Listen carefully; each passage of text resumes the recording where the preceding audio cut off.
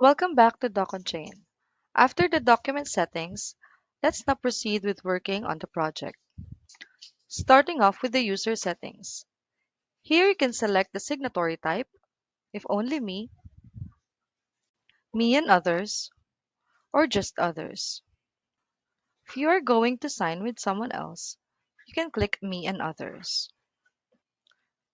To add the recipient, you can click on the Manage Recipients. Once clicked, a modal will appear showing all the contacts that you have previously added on the platform.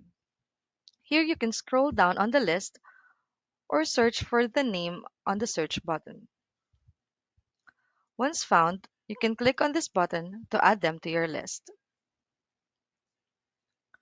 Once added, you may select from the drop-down their appropriate user role. We have 4 user roles on DocOnChain. First is the signer who will sign the document, the viewer who will receive a copy of the document but will not be asked to sign, approver who has the option to approve or decline the document, or issuee who will also receive the document without being asked to sign.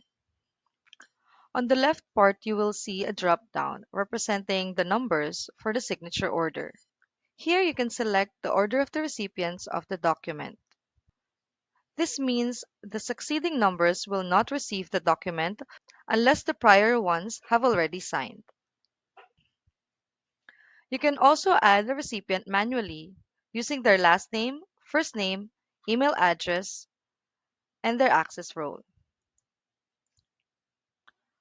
Once all set, you can now click Done and proceed with the next settings, which will be further discussed on the next video. Thank you.